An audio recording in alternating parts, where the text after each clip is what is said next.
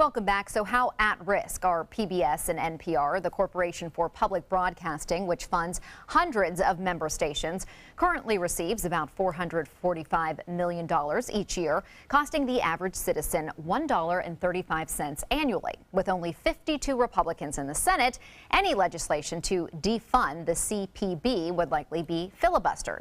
However, the budget reconciliation process could be used instead, which would only require 51 votes. Not likely, considering public broadcasting has support from many Republicans, including Vice President Mike Pence, who was given the award for the Champion of Public Broadcasting. So is it time to sound the alarm over the future of public broadcasting?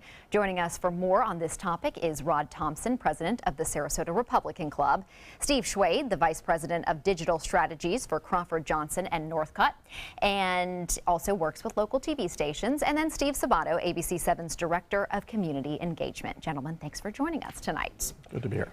So first of all, let's start with Rod and answer this question. Do you think that NPR and PBS public broadcasting is in jeopardy of folding if this funding is cut? Oh, absolutely not. No, I mean, you've got a lot of popular programming on there, from Sesame Street to Frontline to all sorts. There's a lot of programs on there. And the truth of that is shown in the fact that only a small percentage of their money comes from federal funding. And most of the federal funded money that is there goes to the distribution efforts, not into programming. So the programming would stand on its own very well. I think if the federal funds were pulled out, they would have no trouble being able to make up that difference in 99% of their markets. They would have no trouble making it up. I don't think it's actually endangered in any way. And what is your response to many of the Republicans who actually support these funding dollars to Well, I disagree with them. I don't think there's any role for government-funded media in any respect. I think it was a bad idea starting in 1967. It was a bad idea to be doing it. It remains a bad idea. And on this one, I'm on board with Trump with it.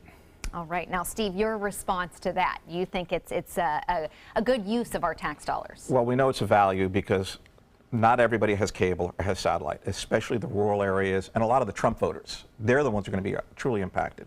You look at the content that you get on PBS, from BBC, you get world and news information from all over the place. So if you don't have cable, you don't have Fox, MSNBC, all the others, this becomes a primary source of getting other points of view and straight news. Then you start looking at all the entertainment.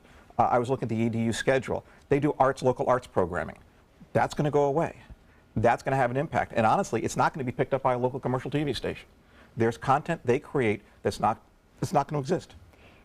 But it's, I think, a surprise to no one who listens to NPR or watches PBS. A lot of these shows are not targeted to maybe rural, low-income audiences. These are what you might call highbrow shows. I think you might be surprised if you actually did some research. I actually did some research today on it. And if you look among all the networks, it's the 5th rated network in terms of overall viewers.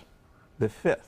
So there is a lot of usage of it. It goes across all minority borders and all economic borders. Okay. Now, Steve, as someone who's worked in TV for many, many years, your thoughts on cutting funding to these public broadcasting stations? Well, I think it's reflective of a bigger issue that has to do with what kind of a country we're going to be and how we want to invest our money. When we look at it from a practical fiscal perspective as a budget line item, it's really pretty small. We're not going to balance the budget of this country on the backs of public television or the National Endowment of the Arts. So I think, frankly, it's a bit of grandstanding on the part of the administration. But from a more macro perspective, I think it just gets to what is important to us as a society. Do we want to set aside money for creative educational programs like public television and the National Endowment of the Arts? All right. I mean, I think you have to all put it in context here. You're talking $400 million out of the federal budget is less than 0.01%. If you start looking around of where we're spending money, today it came out we're going to spend $1 billion to build a 60-mile wall. Oh, come on, folks. There's got to be a little bit of common sense here. I honestly think it's a straw man thrown up by the Trump administration to get, we got to go over here, we got to go over here, don't spend any time over here. And Rod, I mean, Steve did bring up a good point. We have a $4 trillion overall budget, and we're looking right here at $445 million. This is just a drop in the bucket. It's never been a budget issue. I mean, the money's nothing. The Congress or the federal government could lose that amount of money in rounding in one day. It's not got anything to do with the budget. This is an issue of principle. And I disagree with Steve. And specifically on the point of that rural areas won't have access to it. I hold in my hand here a nifty little device in which I can listen to Spotify or Pandora. I can get any news I want from anywhere, including NPR and PBS on my phone. It's just, if it ever was needed, which I don't believe it was, it is now outdated and unneeded. Well, I will say that is true because I listen to a lot of those programs. But, you know, I think people in rural communities might say, well, I don't have a smartphone.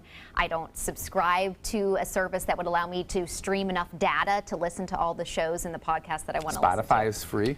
And I think if you go back to what McElveen, the OMB guy, said, is we're cutting these things because we don't think people want this. We don't think it's important for people to pay the money. So it's not an issue of saying the government shouldn't be in this business. To them, it's... For him, it's not. Well, no, but if I understand you correctly, that's not what you're saying. What you're saying is that this is an ideological point, that you don't believe public money has any place in what should be private ventures. And I say there are certain ventures, including the arts, that depend on and make us culturally more diverse and a better society, and that there is a place for public investment in those things. This notion. And we will get to more on that in just a second, because we do have to go to a commercial break. We're just getting started on this conversation. We'll pick it right back up after this and our weather.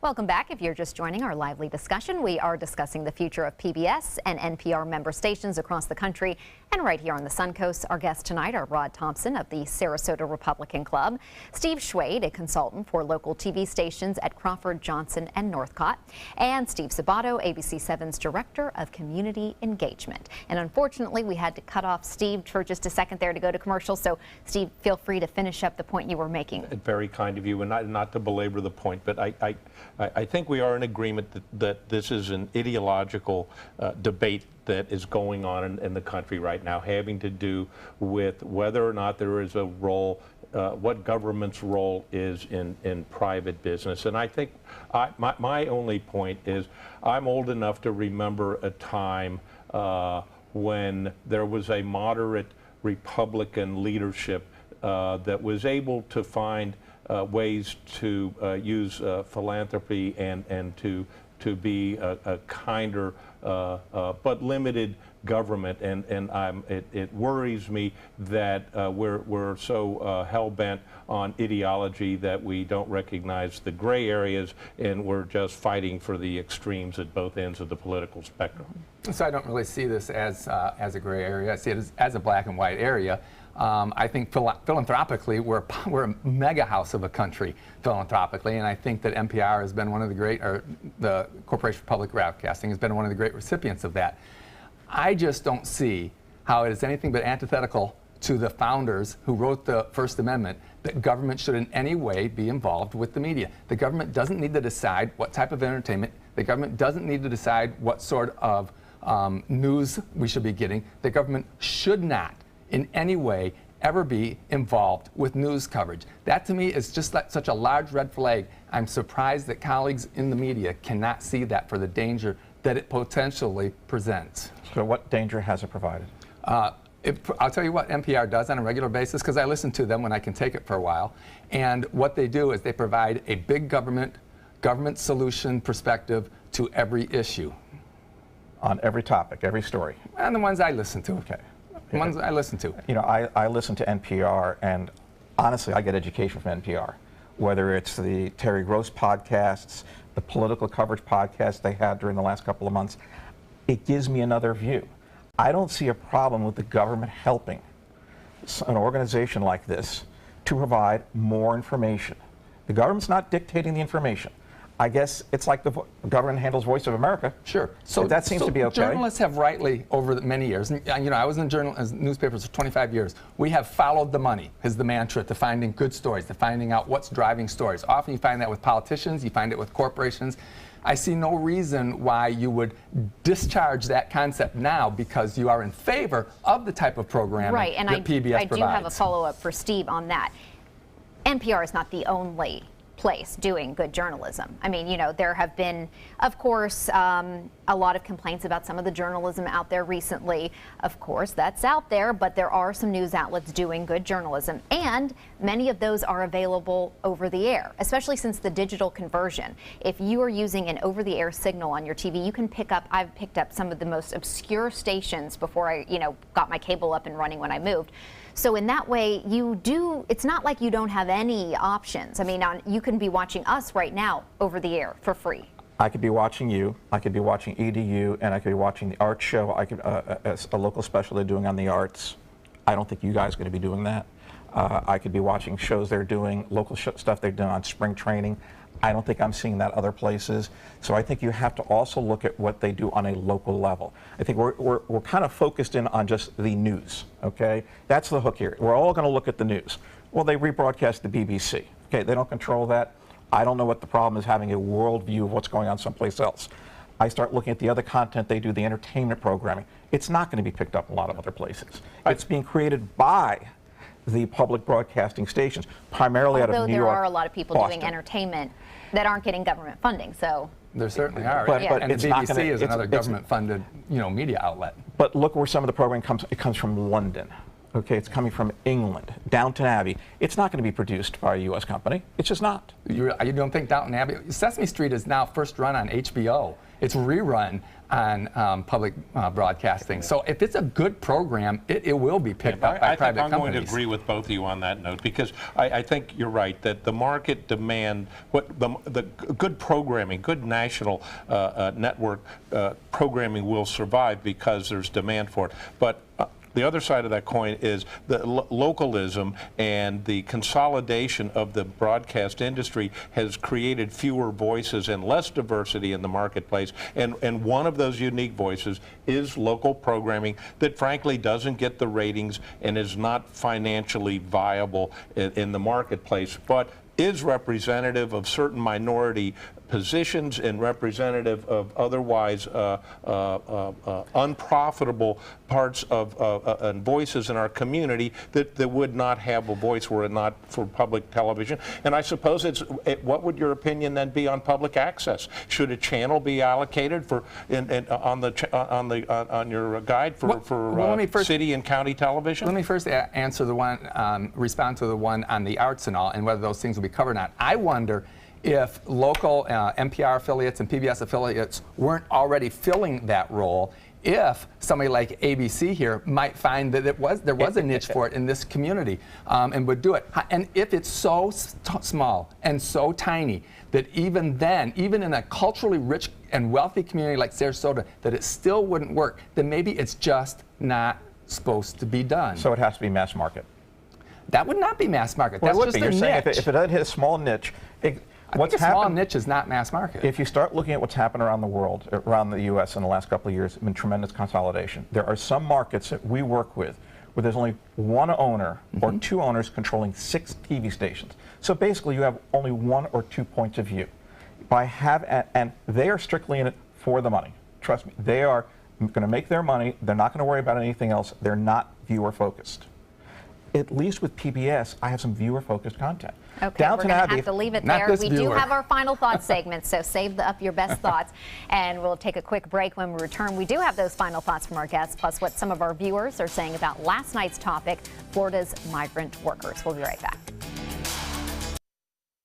Welcome back. Will federal funding to the Corporation for Public Broadcasting end? If so, what does it mean for PBS and NPR member stations across the country? Our guests join us with their final thoughts. And my first question before we wrap up this segment is going to be to Rod. So after this was announced by President Trump, PBS issued a statement, and they cited a poll that said 21% of Americans, including 32% of Republicans, only that amount, favor cutting the funding. So only 32% of Republicans favor cutting this funding. 70% of Trump voters say they prefer that Congress find cuts elsewhere. Your response to that? Yeah, well, it doesn't surprise me considering basically how news coverage has always been very favorable towards NPR and PBS. And there are several popular programs on it. And I'm sure that's what people looking at that think. Look, there's Sesame Street, there's Frontline, there's All Things Considered. There's some of these shows that we really like, and we don't want to lose those. Of course, my point would be you wouldn't lose those. You would keep the popular ones. So I imagine that if you could ask that in a more educated sense, not you, but the pollsters asked it in a more educated sense, you'd probably get a different result. Now, Steve, your response to that? I think that's just a spin. You know, say, well, the poll wasn't conducted right, so they would say different things. We know people use it. And I go to Steve's point. To me, it's a quality of life, quality of society. This is an educational sharing of information. Why would you not want to let people see symphonies? Why would you not let people see the arts? They're not going to, you're not getting it on the over-the-air channels now. And I don't know why everybody thinks we'll get rid of it on NPR and PBS and it's going to get up on the local air. It's not going to happen. It's not how the local channels are operating.